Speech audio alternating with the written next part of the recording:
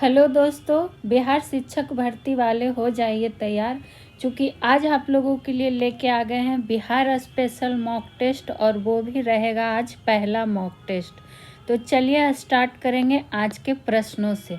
पहला प्रश्न हमसे पूछा जा रहा है, किस आंदोलन के दौरान आज़ाद दस्ता बिहार में सक्रिय था? ऑप्शन देख लेते हैं। पहला है क्या, असहयोग आंदोलन। तो असहयोग आंदोलन आपको पता है कि ये कब की घटना है? तो 1920 की घटना है। और इसका नेतृत्वकर्ता की अगर बात कर ले कि असहयोग आंदोलन का नेतृत्वकर्ता कौन थे, नेतृत्वकर्ता की अगर हम बात करेंगे तो कौन हो जाएंगे? महात्मा गांधी। कौन गांधी? तो महात्मा गांधी जी थे इसके नेतृत्वकर्ता, चूँकि इसका वर्ष नेतृत्वकर्ता पूछा जाता है। वहीं बात करेंगे, ऑप्शन बी में है सविनय अवज्ञा आंदोलन, जो कि कब हुआ था? तो इसका वर्ष था 1930। और इसको क्या बोला जाता है? और इसको कहा जाता है नमक सत्याग्रह के रूप में भी जाना जाता है। नमक सत्याग्रह के नाम से भी किसे जाना जाता है? तो सविनय अवज्ञा आंदोलन को। और अगर इससे बात करें तो इसमें ध्यान रखिएगा, इसको दूसरा प्रमुख कहमा, तो दूसरा प्रमुख गांधीवादी जन आंदोलन भी कहा जाता है। सविनय अवज्ञा आंदोलन के बारे में बात हो रही है, ठीक है। वहीं बात करेंगे भारत छोड़ो आंदोलन, ऑप्शन नंबर सी, जो कि इसका राइट आंसर हो जाएगा, क्योंकि जो आज़ाद दस्ता बिहार में सक्रिय था ये भारत छोड़ो आंदोलन के दौरान ही हुआ था। और ये आज़ाद दस्ता का गठन किसने किया था? तो जयप्रकाश नारायण ने। ये भी पूछा जाता है, जयप्रकाश नारायण हो जाएंगे किससे संबंधित? तो आज़ाद दस्ता से संबंधित। आज़ाद दस्ता से संबंधित। कहाँ हुआ था इसका गठन? तो ये जगह भी ध्यान रखिएगा कि नेपाल में हुआ था, और काफ़ी बार पूछा हुआ प्रश्न भी है। वहीं बात अगर आई है भारत छोड़ो आंदोलन की, तो भारत छोड़ो आंदोलन का डेट याद रखिएगा कि इसकी शुरुआत हुई थी 8 अगस्त 1942 को। कब हुआ था शुरुआत? तो 8 अगस्त 1942 को। और क्या कहता है, इसको इसलिए अगस्त प्रस्ताव आंदोलन भी कहा जाता है, या फिर भारत अगस्त आंदोलन के नाम से भी जाना जाता है। चूँकि ये अगस्त में शुरुआत हुआ था तो भारत अगस्त आंदोलन के नाम से भी जाना जाता है, भारत छोड़ो आंदोलन। और इसके नेतृत्वकर्ता भी कौन थे? भारत छोड़ो आंदोलन के नेतृत्वकर्ता भी कौन हो जाएंगे? तो महात्मा गांधी जी हो जाएंगे, ठीक है। और इसी के आंदोलन के दौरान महात्मा गांधी जी ने एक नारा दिया था। कौन सा नारा दिया था? तो करो या मरो का नारा दिया था। किसका नारा दिया था? करो या मरो का नारा इन्होंने दिया था, महात्मा गांधी ने। मुंबई के ग्वालियर टैंक मैदान से इसकी शुरुआत हुई थी। कहाँ से? ये जगह भी ध्यान रखिएगा कि मुंबई के ग्वालियर टैंक मैदान से। तो एक एक बिंदु आपके लिए इम्पोर्टेंट है, आपको सब नोट डाउन करते हुए जाना है। वही बात थी जब चंपारण सत्याग्रह की, तो इसका शुरुआत कब हुआ था? तो 1917 में शुरुआत हुआ था, और ये गांधी जी का क्या था? पहला सत्याग्रह आंदोलन था। तो ये प्रश्न इम्पोर्टेंट में से एक है। और सीधे बढ़ेंगे आज के दूसरे प्रश्न की ओर। दूसरा प्रश्न हमसे क्या पूछा जा रहा है, देखते हैं। बिहार के किस जिले को सिल्क सिटी के नाम से जाना जाता है? कौन सा सिटी? तो सिल्क सिटी। तो इसको अंडरलाइन कर लेते हैं, उसके बाद इसका आंसर देखते हैं। ऑप्शन ए में है भोजपुर, बी है भागलपुर, सी है बांडा, या फिर डी है इनमें से सभी। तो बिहार का अगर सिल्क सिटी जिला के नाम से बात करेंगे, या फिर इसको क्या कह सकते हैं, भारत के रेशम का शहर, भारत के रेशम का शहर भी कहा जाए तो किसे कहेंगे? ये कहेंगे भागलपुर जिला को। तो ऑप्शन नंबर बी हो जाएगा राइट आंसर। और आपको पता है कि भागलपुर जिला जो है ये बिहार में गंगा नदी के तट पर स्थित है। कहाँ स्थित है? तो बिहार में गंगा नदी के तट पर स्थित है। एक एक पॉइंट को आप भी नोट डाउन करते हुए चलेंगे। और बारी बारी से सारे विषय के मॉक टेस्ट शुरुआत किए गए हैं बिल्कुल डिटेल के साथ, तो आप लोग शुरू से वीडियो को अंत तक ज़रूर देखिएगा, ठीक है। सिल्क सिटी भी कहा जाता, ये जान लीजिएगा। वहीं अगर भागलपुर की बात करें तो ये आम के लिए भी काफ़ी प्रसिद्ध है। किसके लिए? तो आम के लिए भी काफ़ी प्रसिद्ध है भागलपुर जिला। तो आम अगर खाना पसंद है तो जिला भी ध्यान रखिए, प्रश्न पूछ सकता है। वहीं भागलपुर जिला से एक चीज़ और ध्यान रख सकते हैं कि पूछ सकता है कि आपसे कि विक्रमशिला, नाम ध्यान रखिएगा, विक्रमशिला गंगात्मक डॉल्फिन पूछ लिया जाता है कि विक्रमशिला डॉल्फिन अभयारण्य ये कहाँ स्थित है? तो ये भागलपुर जिला में ही स्थित है। तो इस तरह इसको भी आप ध्यान रखेंगे। वहीं भागलपुर जिला से और बात करें तो यहाँ सुल्तानगंज कहने का मतलब है कि भागलपुर जिला के उत्तर भारतीय शहर जो सुल्तानगंज है उसमें क्या है? एक तांबे की बुद्ध की क्या है? मूर्ति है। तो एक एक पॉइंट इम्पॉर्टेंट है जो बताया जा रहा है, नोट डाउन जरूर करिएगा। और सीधे बढ़ेंगे तीसरे नंबर प्रश्न की ओर। देखेंगे तीसरा प्रश्न हमसे क्या पूछा जा रहा है। बिहार में पहला कांग्रेस सत्र कहाँ आयोजित हुआ, ये पूछा जा रहा है। तो आपको पता है ये ऐसा प्रश्न है जो बिहार के किसी भी एग्ज़ाम में बहुत बार पूछा गया है। चाहे आप बिहार शिक्षक भर्ती दीजिए या बिहार एसएससी दीजिए, बिहार दरोगा दीजिए, हर एग्ज़ाम में ये पूछा हुआ प्रश्न है। और आगे भी बिहार शिक्षक भर्ती में ये प्रश्न आपको दिख सकता है, तो ध्यान रखिएगा थोड़ा ज़्यादा।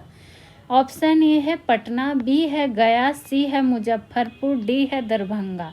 तो जब बात आती है पहला कांग्रेस सत्र और वो भी बिहार की, तो इसका राइट आंसर हो जाएगा पटना।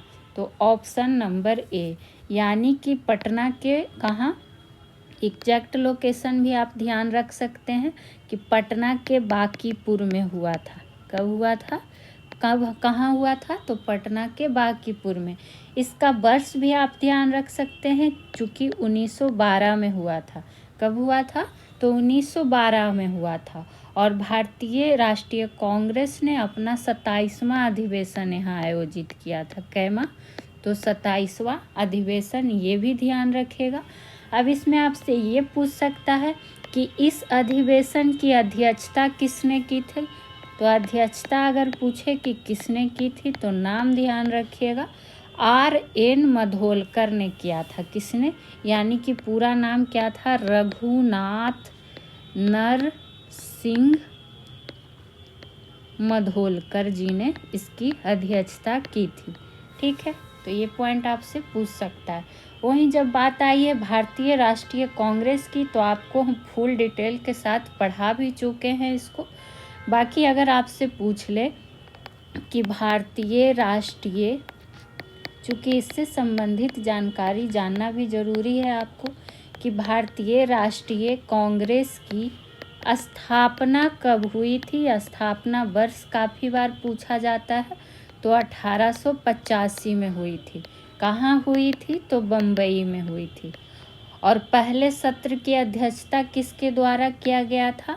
तो WC बनर्जी के द्वारा, यानी कि बोमेश चंद्र बनर्जी के द्वारा किया गया था, ठीक है। तो बिहार के क्वेश्चन में सारे कवर करेंगे। बिहार स्पेशल में बिहार हिस्ट्री, ज्योग्राफी जो भी है सब संबंधित जानते हुए चलेंगे। बढ़ेंगे अगले प्रश्न की ओर, और एक एक प्रश्न आपके लिए महत्वपूर्ण है। बिहार का रोहतास जिला किस वर्ष अस्तित्व में आया, ये हमसे पूछा गया है। और रोहतास जिला की जब बात आती है तो ये आपको कई बार हम बता भी चुके हैं कि 2011 की जनगणना के अनुसार सर्वाधिक साक्षर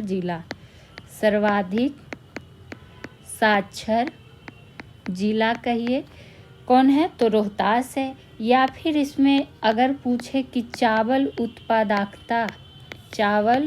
उत्पादकता वाला जिला कौन है सबसे ज़्यादा में, तो इसमें भी कौन हो जाएगा, रोहतास ही हो जाएगा। लेकिन हमसे यहाँ क्या पूछा गया है, इसका वर्ष पूछा गया है। तो इसका जो वर्ष है देख लेते हैं, 1961, 1972, 1982 या फिर 1985। तो इसका हो जाएगा राइट आंसर 1972। ठीक है। वहीं बात करें, चूँकि 1972 की अगर बात आई है तो इसमें हुआ क्या था कि बिहार का एक शाहाबाद जिला, कौन सा जिला, इस तरह से नोट डाउन कर लीजिएगा कि बिहार का शाहाबाद जिला को क्या, तो भोजपुर, पूरा सेंटेंस लिखेंगे तो आप लोग को समझ में आएगा कि क्या कहना चाह रहे हैं, कि बिहार का शाहाबाद जिला को भोजपुर एवं रोहतास जिला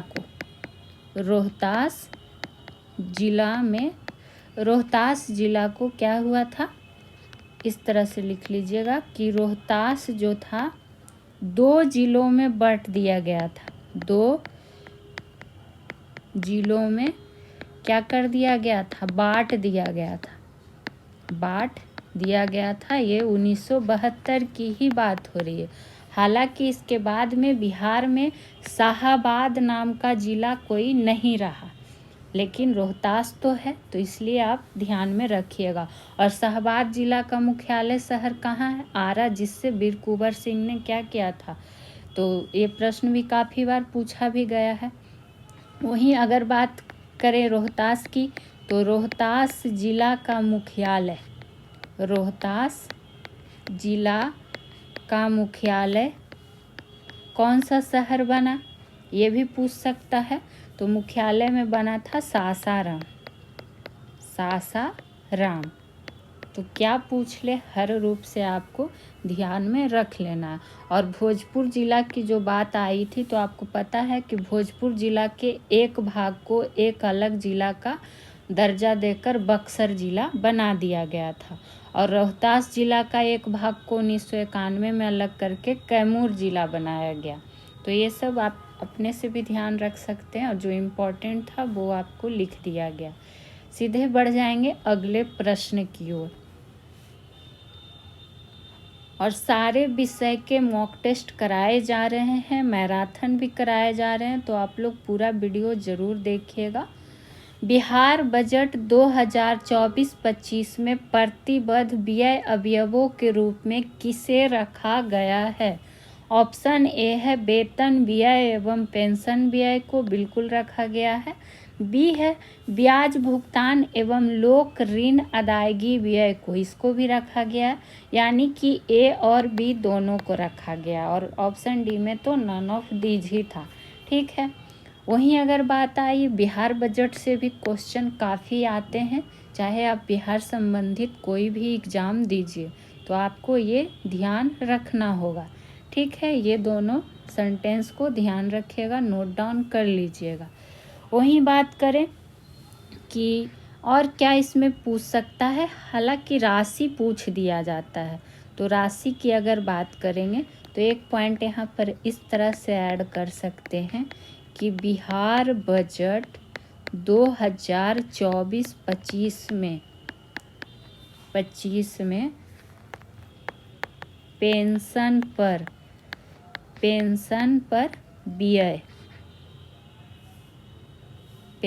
पर व्यय और जितना भी राशि रहेगा सब करोड़ रुपया में ही रहेगा, तो आपको ध्यान रखना होगा।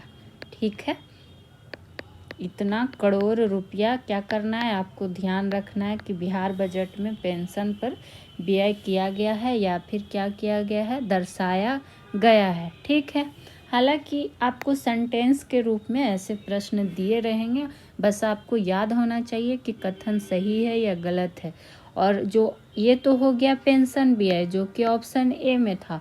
और ब्याज भुगतान एवं लोक ऋण अदायगी का अगर आपसे क्या कहे इसका पूछ दे डाटा तो लोक ऋण अदायगी व्यय बिना लिखे ये सब डाटा आपको ध्यान नहीं रहेगा, आपका नोट्स तैयार होना चाहिए। तो इस डाटा को भी क्या करेंगे आप नोट डाउन कर लीजिएगा। सिर्फ ये ध्यान रखिएगा कि सारा करोड़ में है। ठीक है, चलिए बढ़ेंगे अगले प्रश्न की ओर। देखेंगे अगला प्रश्न हमसे क्या पूछा जा रहा है।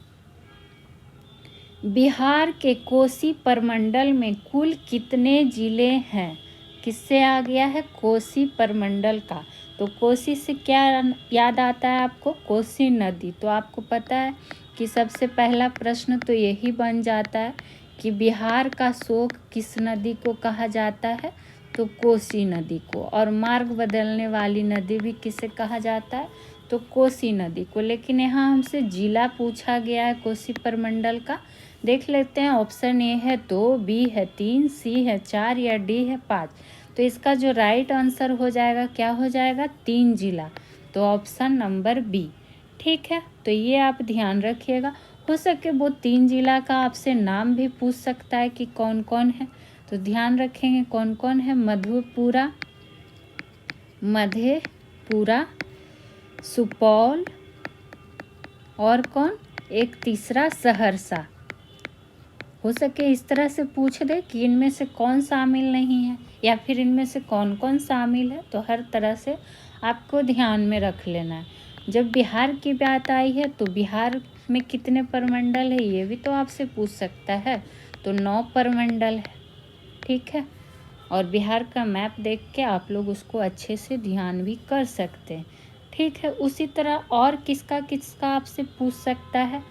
तो जैसे आपसे पूछ सकता है कि सारण प्रमंडल में कितने जिले हैं। सारण प्रमंडल में कितने जिले हैं। ठीक है, तो सारण प्रमंडल में भी कितने हैं? 3 जिले ही हैं। और कौन कौन है? तो सारण, सिवान, गोपालगंज।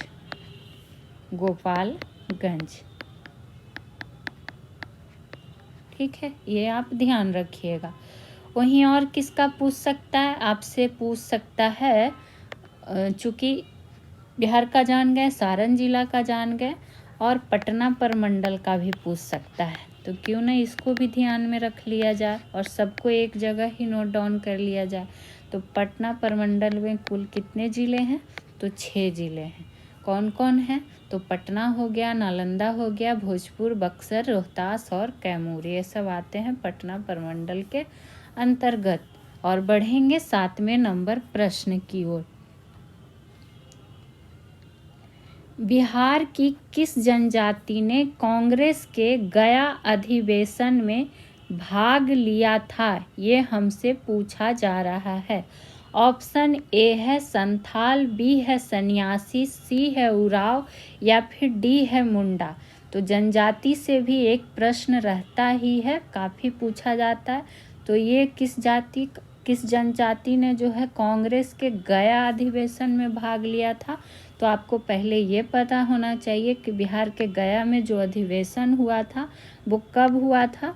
तो 1922 में हुआ था।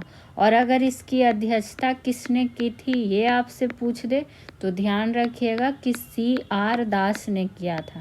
किसने किया था? तो CR दास ने किया था। और ये जो जनजाति थी वो थी उराव जनजाति। तो ऑप्शन नंबर सी होगा इसका राइट आंसर। ठीक है, तो हर छोटा छोटा पॉइंट आपके लिए इम्पॉर्टेंट है। वहीं बात करें कि अगर बात करें उराव जनजाति के, जब बात आई है तो उराव जनजातियों के द्वारा इस तरह से लिख सकते हैं कि उराव जनजाति में कौन सा नाम आता है? ताना भगत। ये नाम पूछा भी गया है कई सारे एग्जामों में। तो ताना भगत ने क्या किया था कि गया कांग्रेस अधिवेशन, जो गया कांग्रेस अधिवेशन और नागपुर कांग्रेस अधिवेशन, नागपुर, गया का तो जान ही गए कि 1922 की बात हो रही है। और नागपुर कांग्रेस अधिवेशन, इसका भी वर्ष क्या था? 1922। इसमें क्या किया था? ताना भगत ने भी भाग लिया था। तो आपसे इस तरह से भी प्रश्न पूछ सकता है, तो इसको नोट डाउन कर लीजिएगा। और इससे संबंधित चूँकि ताना भगत की बात आई है, तो आपसे ये भी पूछ सकता है कि ताना भगत आंदोलन कब शुरू हुआ था? तो ये 1914 में शुरू हुआ था। कब शुरू हुआ था? तो 1914 में शुरू हुआ था। और इसको प्रारंभ करने वाले क्या कहता है, ताना भगत आंदोलन का अगर बात आया है तो इसको शुरू करने वाला नेतृत्वकर्ता का क्या नाम था? जतारा भगत। जतारा भगत। तो ये ध्यान रखिएगा कि क्या कहता है, जो ताना भगत ये था उराव जनजाति के अंतर्गत, उसने गया कांग्रेस अधिवेशन और नागपुर कांग्रेस अधिवेशन में भी भाग लिया था। और इसका आंदोलन का नेतृत्वकर्ता कौन था? तो जतारा भगत। ठीक है, चलिए बढ़ेंगे नेक्स्ट प्रश्न की ओर। और आगे बढ़ने से पहले आप लोग से कहना चाहेंगे कि सॉल्यूशन बाय पीजे चैनल, हमारा चैनल क्या है? सॉल्यूशन बाय पीजे चैनल को क्या कर लीजिएगा? सब्सक्राइब कर लीजिएगा। वीडियो अच्छा लगे तो लाइक कर दीजिएगा और ज़्यादा से ज़्यादा लोगों तक शेयर कर दीजिएगा। और आपको जीके जीएस के सारे क्लास बिल्कुल विस्तार में मिलेंगे। एनसीईआरटी पर ही आधारित क्वेश्चन का सॉल्यूशन आपको दिया जा रहा है और हर विषय के मिलेंगे। प्लस आपको हर सप्ताह एक महामैराथन क्लास मिलेगा। और महामैराथन क्लास में आपको हिस्ट्री का महामैराथन, साइंस का महामैराथन और पॉलिटी का मैराथन ऑलरेडी कराया जा चुका है। तो आप लोग ज़्यादा से ज़्यादा वीडियो को देखिए और शेयर कीजिए। वीडियो अच्छा लगे तो एक कमेंट के रूप में अपना क्या करते हैं, भागीदारी दिखा सकते हैं। और इसी तरह अब हम बढ़ जाएंगे अगले प्रश्न की ओर, जो कि आ गया है 8वां नंबर प्रश्न। और ये बीपीएससी के फेवरेट प्रश्नों में से एक है। ठीक है, बिहार बंधु समाचार पत्र का प्रकाशन किस वर्ष प्रारंभ हुआ था? ये हमसे पूछा गया है। तो जब बात आई है किसकी? बिहार बंधु समाचार पत्र की, तो इसको ध्यान रखिएगा कि अगर आपसे पूछ दे कि बिहार का पहला दैनिक हिंदी अखबार कौन था? दैनिक हिंदी अखबार, तो वो कौन हो जाएगा? बिहार बंधु समाचार पत्र। और इसकी जो शुरुआत हुई थी वो 1872 में हुई थी। कब हुई थी? 1872 में। ऑप्शन में देखिए 1837 है, 74 है। अच्छा, ऑप्शन मिस्टेक है, तो इसको 1874 को कट करके 1872 कर लीजिएगा। इसका राइट आंसर हो जाएगा। ठीक है, वहीं अगर आपसे ये प्रश्न पूछ दे कि जो ये बिहार बंधु समाचार पत्र था, इसका शुरुआत किसने किया था? तो नाम ध्यान रखिएगा, केशव राम भट्ट ने। किसने? केशव राम भट्ट ने इसका शुरुआत किया था। ठीक है, और ये बिहार राज्य का पहला साप्ताहिक समाचार पत्र भी था, जो कि 1872 ईस्वी में कहाँ से निकला था? तो बिहार शरीफ से निकला था। कहाँ से निकला था? तो बिहार शरीफ से निकला था। तो हर एक पॉइंट को आपको क्या करना है? ध्यान रखते हुए चलना है। ठीक है, वहीं और क्या पूछ सकता है, चूँकि समाचार पत्र की बात आई है, तो अगर आपसे ये पूछ दे कि भारत में समाचार पत्र के जनक के रूप में किसे जाना जाता है? भारत में समाचार पत्र के जनक, तो नाम ध्यान रखिएगा, जेम्स अगस्टस हिक्की, जिसको शॉर्ट में J.A. हिक्की भी कहा जाता है। और एक एक बिंदु आपको स्थिर से बताया जा रहा है, लिखाया जा रहा है, ताकि आपको समझ में भी आए और आप अच्छे से नोट्स अपना तैयार कर सकें। ठीक है, वहीं अगर बात करें और क्या पूछ सकता है? हाँ, जो ये जेम्स अगस्टस हिक्की था, इसका समाचार पत्र का नाम भी तो पूछ सकता है। तो नाम क्या था? बंगाल गजट।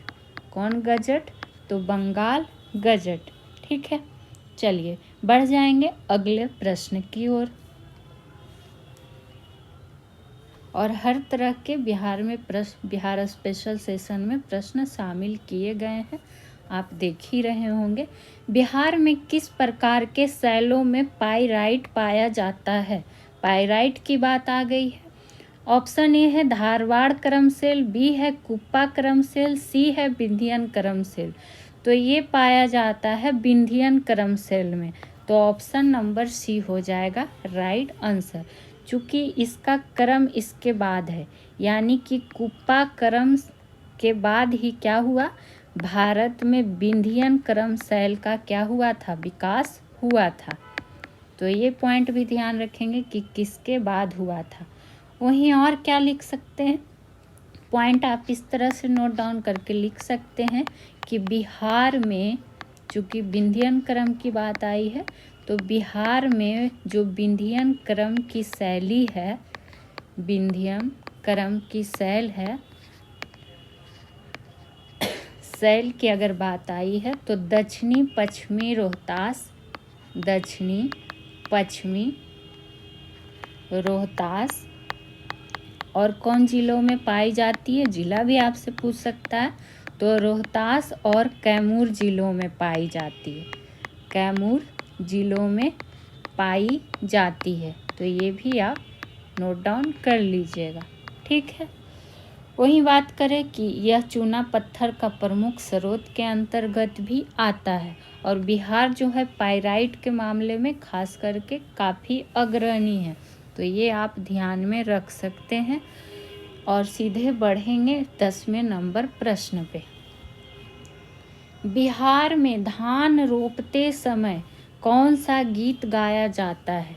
तो आप लोग को पता भी होगा, जो भी धान रोपते हुए देखे होंगे, तो कितना अच्छा है कि गीत गा गा के धान रोपा जाता है और ये सब बिहार की संस्कृति को काफ़ी खूबसूरत बनाता है। ऑप्शन ए है जंतसार गीत, बी है चोचर गीत, सी है बंजारा गीत या फिर डी है भद्री गीत। तो इसका जो राइट आंसर हो जाएगा चोचर गीत, तो ऑप्शन नंबर बी। तो अब जब धान रोपाए तो एक चीज़ आपको ध्यान रखना है कि कौन गीत गाना है, चोचर गीत। तो इस तरह से 1 नंबर आपको मिल जाएगा। वहीं अगर बात करें तो अलग अलग अवसर पर अलग तरह का लोकगीत गाया जाता है। जैसे कि अगर आपसे पूछ ले कि बिहार में ऋतु से संबंधित गीत कौन कौन है, होता क्या है ना कि आपको ऑप्शन में 4 दे देगा और पूछेगा कि इनमें ऋतु से संबंधित गीत कौन सा नहीं है, तो पहले आपको पता होना चाहिए कि कौन कौन सा है। तो अगर इसमें बात करेंगे ऋतु से संबंधित गीत में, तो ध्यान रखिएगा फगुआ, जिसको चैतावर गीत भी कहा जाता है, या फिर चैता देखिए आ ही गया, फिर कजली, हिंडोला, बारहमासा, ये सब गीत किस में गाया जाता है, ऋतु से संबंधित बिहार में गीत गाया जाता है। तो पूछ सकता है, इसको थोड़ा ध्यान रखिएगा। और अगर पूछ दे कि बिहार में पेशा या फिर रोजगार की अगर जब बात आती है, तो उससे संबंधित गीत कौन कौन सा हो जाएगा, तो उसमें हो जाता है क्या, छप्पर छाते।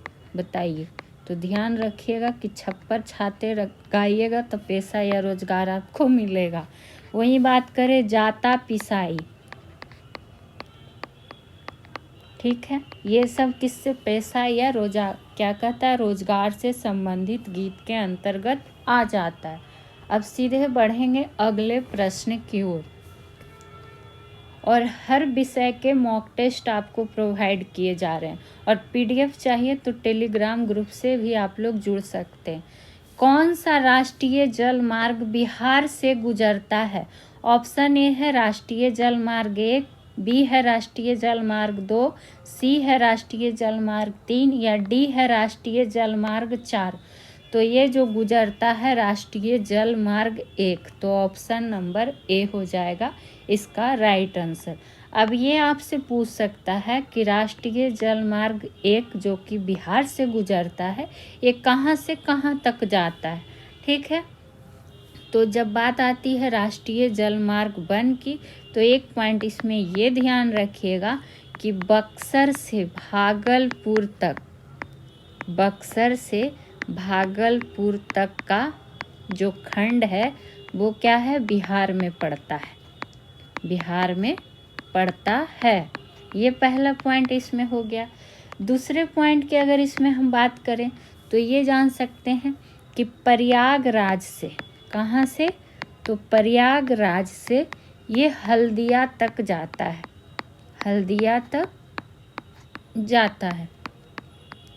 ठीक है, ये ध्यान रख लीजिएगा। वहीं बात करें कि इस जल मार्ग का संबंध किस नदी से हो जाएगा, तो गंगा नदी से। तो यहीं पर लिख लिए कि गंगा नदी से इसका संबंध हो जाएगा। तो ये सब छोटी छोटी पॉइंट को आपको क्या करना है, नोट डाउन जरूर करते हुए आगे की ओर बढ़ना है। ठीक है, अब बढ़ेंगे सीधे 12वें नंबर प्रश्न पे। और यकीन मानिए आपको TRE 4.0 के स्तर पे ही क्वेश्चन बिल्कुल दिया जा रहा है और सॉल्यूशन भी बिल्कुल विस्तार से। तो आप लोग एकदम पूरा वीडियो देखिए और रेगुलर सेशन अटेंड कीजिए और सारे विषय के आपके कराए जाएंगे। बिहार शिक्षक भर्ती के साथ साथ आप अगर किसी भी एग्ज़ाम की तैयारी कर रहे होंगे तो सारे सेशन आप अटेंड कर सकते हैं। आएंगे 12वें नंबर प्रश्न पे।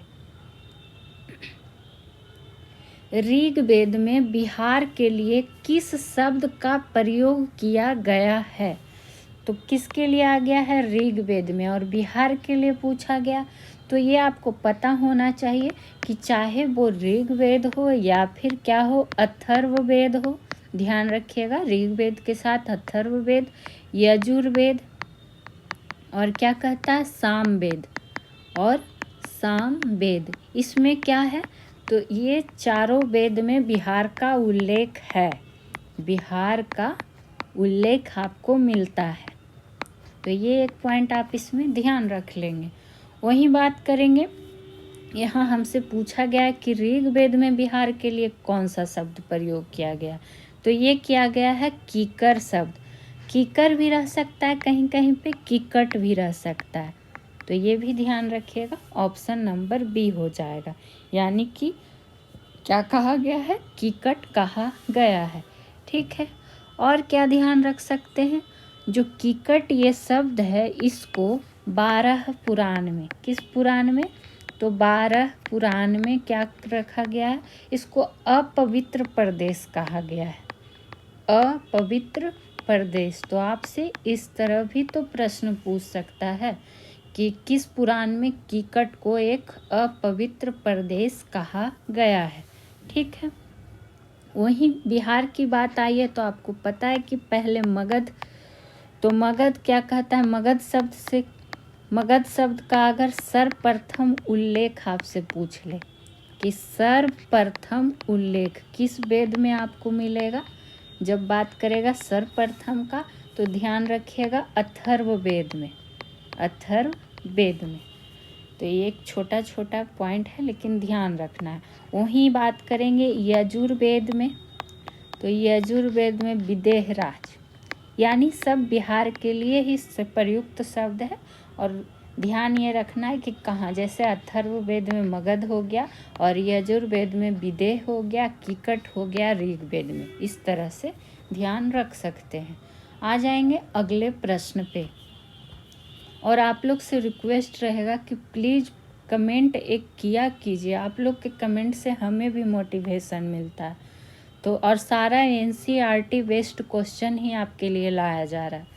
बिहार में सर्वाधिक गति से प्रवाहित होने वाली नदी कौन सी है, ऑप्शन ए है गंडक, बी है बूढ़ी गंडक, सी है महानंदा या डी है बागमती।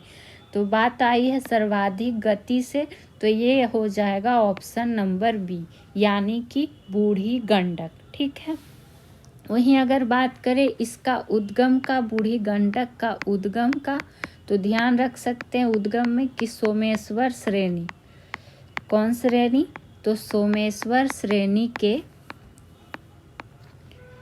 नाम क्या ध्यान रखिएगा, बिशंभरपुर, कौन सा पुर, तो बिशंभरपुर के पास, हुआ है इसका उद्गम, तो ये ध्यान रख सकते हैं। वहीं बात करें कि जो बूढ़ी गंडक है इसमें जो ऊपरी भाग, कौन सा भाग, ऊपरी भाग, तो आपसे ये पूछ सकता है कि बूढ़ी गंडक ऊपरी भाग में किस नाम से जानी जाती है, तो सिकराना के नाम से जानी जाती है। किस नाम से, तो सिकराना के नाम से जानी जाती है। कौन, तो बूढ़ी गंडक नदी जानी जाती है। चलिए बढ़ेंगे अगले प्रश्न पे, देखेंगे अगला प्रश्न हमसे क्या पूछा जा रहा है। अकबरनामा जिससे बिहार के इतिहास के संबंध में जानकारी है, रचयिता कौन है। सीधा सीधी आपसे अकबरनामा का रचयिता पूछा जा रहा है। ऑप्शन ए है अबुल फजल, बी है हामिद लाहौरी, सी है जियाउद्दीन बर्नी या फिर डी है नन ऑफ दीज। तो अकबरनामा की जब बात आई है रचयिता का तो याद होगा अबुल फजल।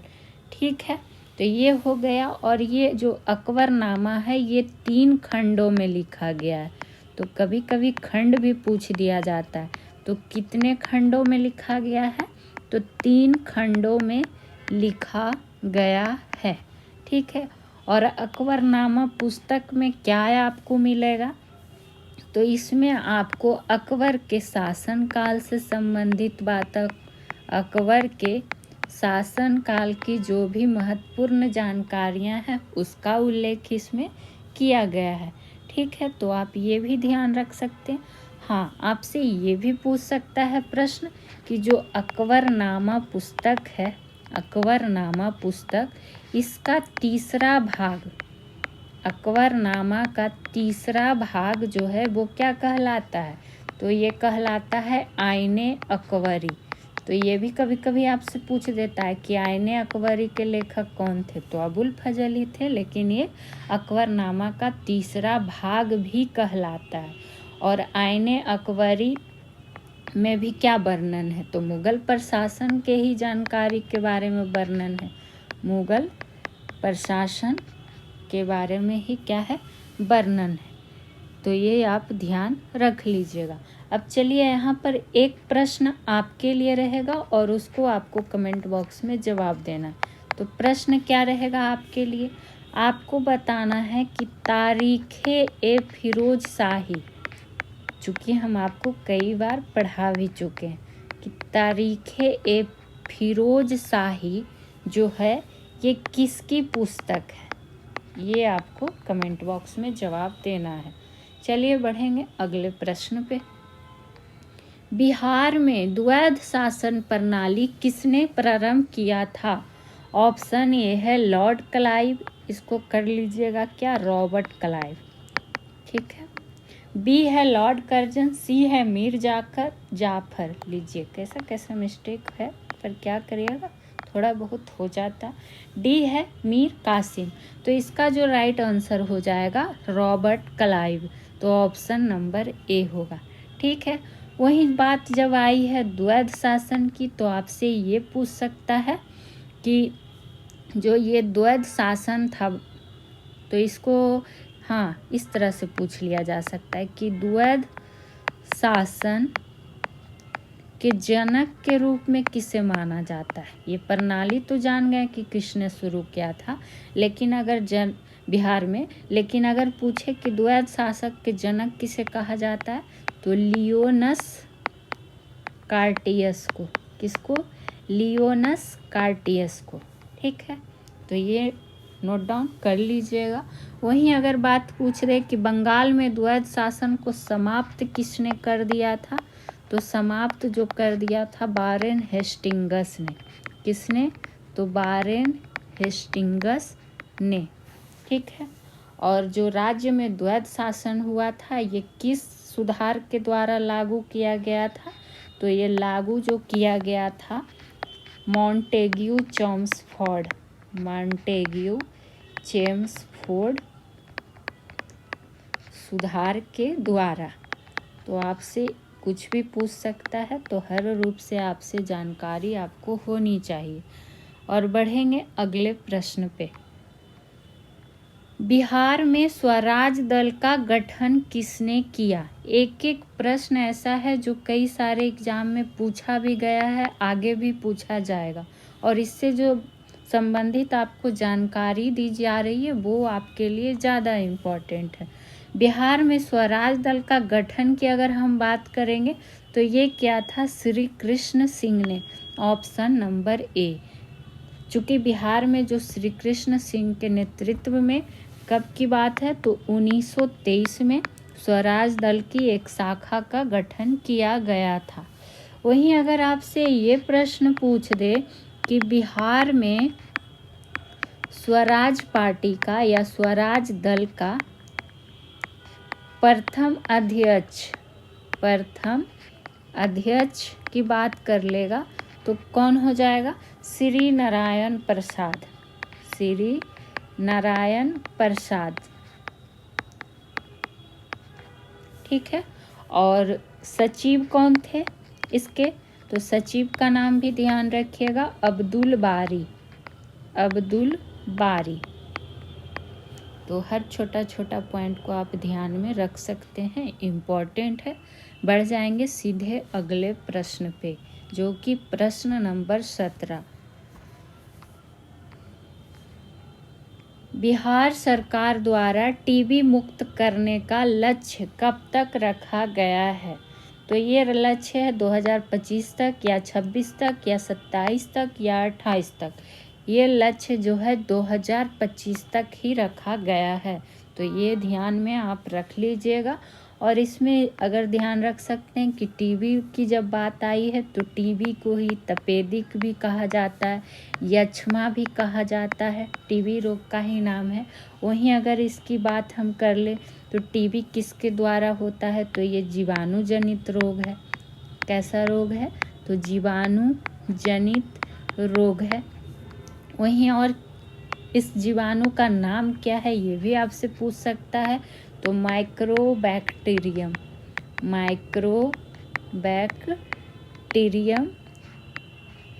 क्या हो जाएगा? ट्यूबरक्लोसिस। ये ध्यान रखिएगा। और इससे प्रभावित होने वाला मेनली अंग कौन सा होता है? तो वो अंग होता है फेफड़ा। तो इतना सारा पॉइंट इससे भी आपको ध्यान रखना ही होगा। बढ़ेंगे अगले प्रश्न पे। मिलान करें। चलिए मिलान ही करते हैं। क्या है मिलान करने में? एक तरफ फसल और एक तरफ इससे संबंधित क्षेत्र बताना है। पहला आ गया है चाय, तो चाय से संबंधित जो खेती का क्षेत्र हो जाएगा इनमें से हो जाएगा नीलगिरी पहाड़ी, यानी कि ए का तो हो गया 3 नंबर। बी में है चाय पी लिए, तो चलिए अब कॉफ़ी पिलाते हैं आप लोगों को। तो कॉफ़ी की अगर बात आई है तो कहाँ आपको जाना पड़ेगा? बाबा बुदन पहाड़ी, यानी कि पहाड़ी इलाका में ही चाय आपको मिल जाएगा। तो बी का हो जाएगा 4 नंबर। अब आ जाइए जूट पे। तो जूट की जब बात आई है तो ये इसके लिए आपको चलना पड़ेगा पूर्णिया कटिहार। तो पूर्णिया कटिहार यानी कि सी का हो गया 1 नंबर। डी की बात करेंगे, सोयाबीन किसको किसको पसंद है? तो इसको देखिए कहाँ जाना पड़ेगा आपको? नासिक और अमरावती, यानी ये सब खेती का क्षेत्र हमको इससे संबंधित मिलान करना था। ठीक है, यानी कि डी का क्या हो गया? 2 नंबर। तो ये हो गया इसका करेक्ट मिलान। और आपको पता है कि चाय पीने में भारत वाले कितने एक्सपर्ट हैं, तो इसलिए ध्यान तो रखना पड़ेगा कि जो चाय में क्या है, भारत क्या है? सबसे बड़ा उत्पादक